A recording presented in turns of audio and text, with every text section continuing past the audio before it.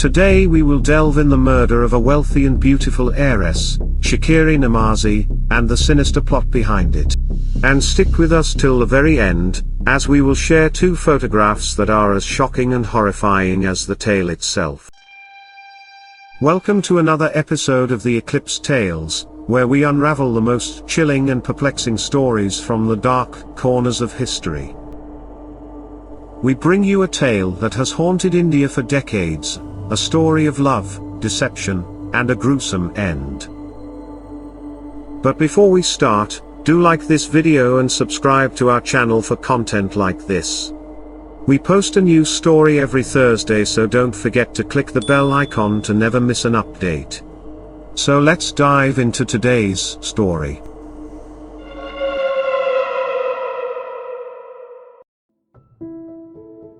Shakereh Khaleeli was born in Madras in 1947, just 12 days after India gained its independence from the British colonial rule.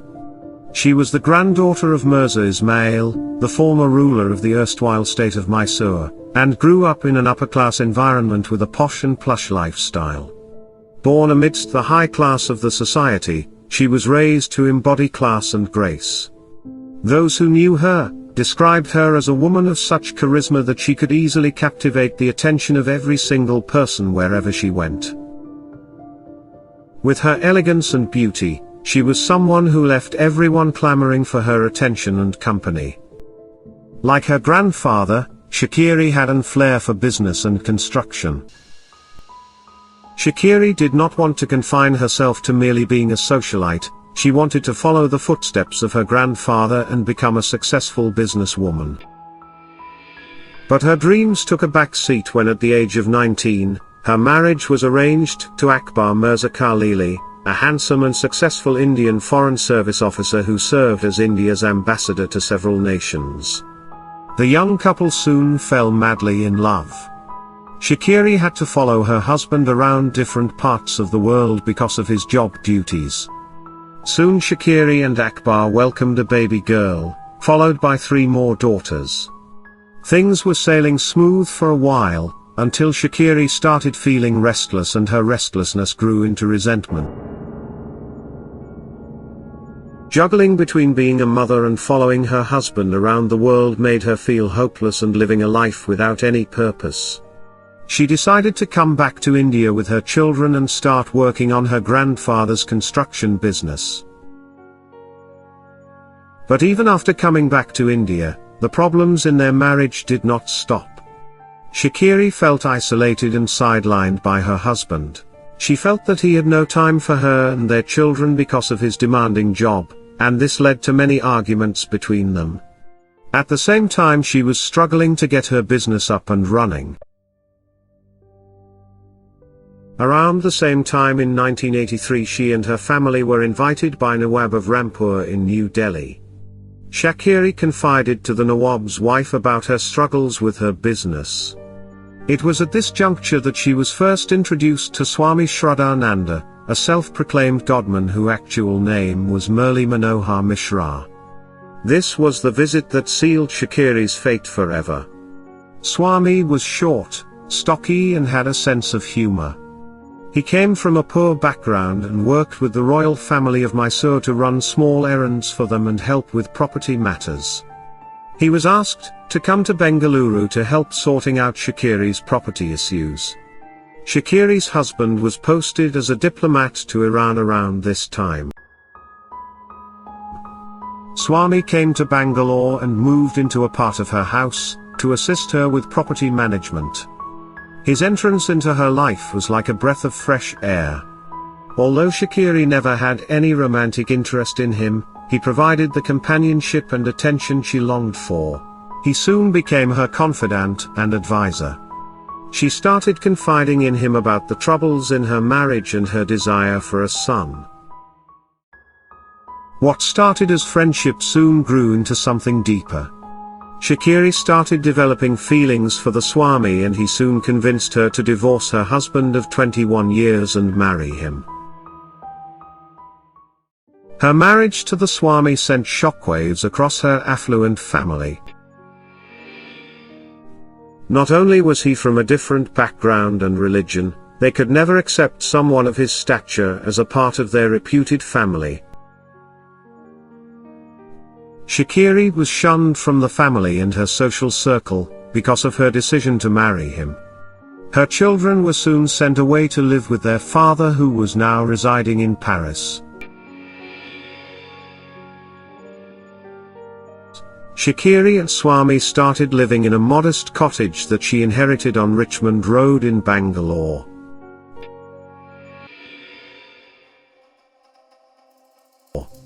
What started as golden promises, soon turned into empty words. Shakereh was having difficulties in adjusting to their new life, leaving behind her luxurious way of living and her posh social circle. It was at this point that Shakereh began trying to re-establish contact with her daughters. She met her daughter Sabah by chance in Delhi in 1991, and told her that she would like to spend more time with her. When Sabah, who was a successful model by then, returned to Bombay after a modeling assignment overseas, she found Shakereh waiting for her.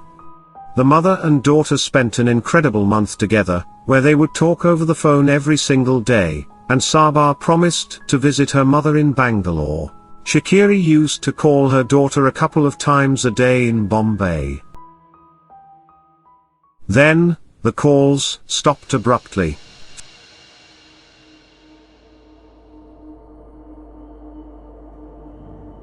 Few days later Sabah tried calling her mother again.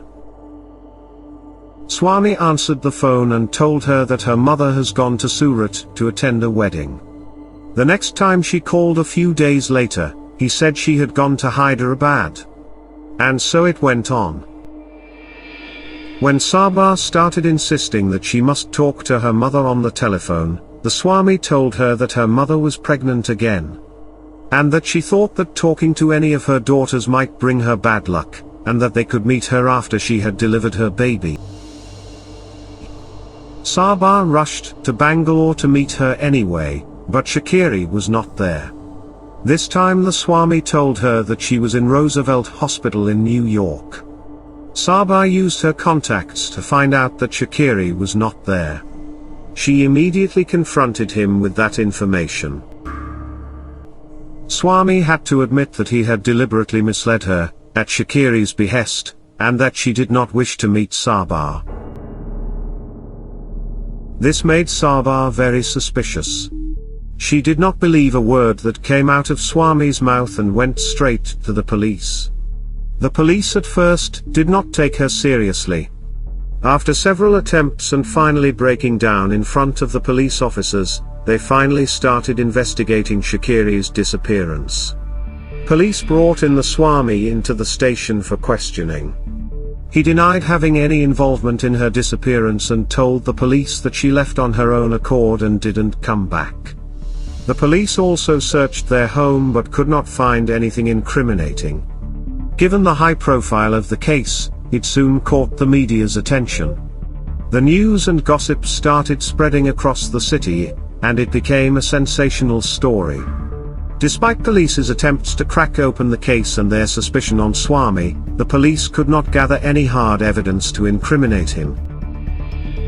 The case was about to get cold until police discovered a crucial piece of evidence in one of the statements given by their house help Josephine.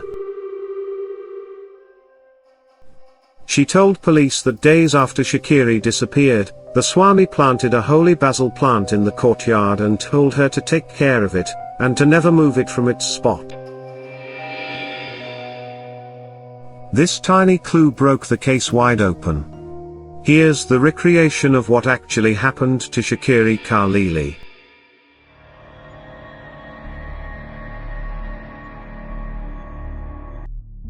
In the weeks leading up to her tragic demise on April 28, 1991, Shakereh discovered a harrowing truth. Her husband, Swami, had transferred all her properties into his name, exploiting the trust she had placed in him. She found herself trapped in a web of deceit. Despite being surrounded by wealth, she ended up engulfed in isolation and despair, carefully orchestrated by Swami. His promises of providing a male heir through his alleged tantric powers were nothing but empty words. Fearing the loss of all he had deceitfully acquired over the years, he weaved a sinister plot. He visited the furniture market a few days before the incident.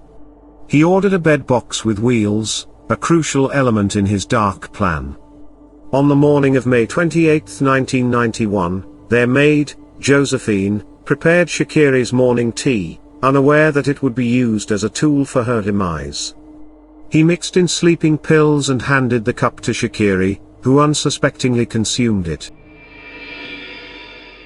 As Shakereh fell into unconsciousness, Swami instructed the staff that she was unwell and dismissed them for the day, ensuring no witnesses to the horror that was about to unfold. With the house empty, he wheeled the bed box from the storeroom, placing it beside Shakereh's bed. He wrapped her body in a duvet blanket, placed her inside the box, and nailed it shut.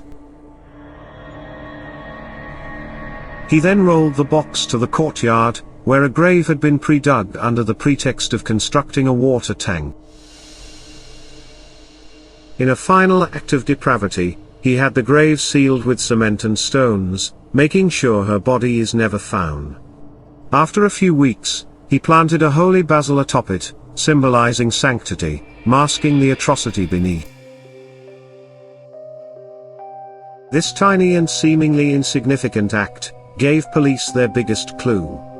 The holy basil, or tulsi plant, is typically associated with the deceased in Hindu culture, and police suspected that it could be linked to her disappearance.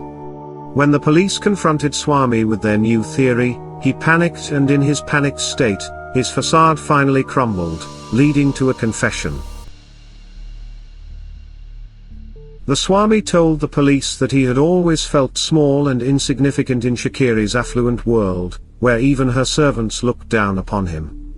Despite being her husband, he felt like nothing more than a lowly personal butler, always at her beck and call, always overshadowed by her towering persona.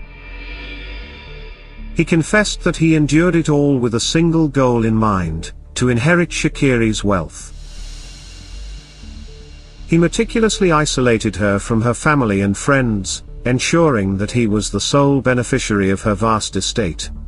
But his plan was threatened when Shakereh's daughter, Sabah, reappeared, potentially jeopardizing everything he had worked for.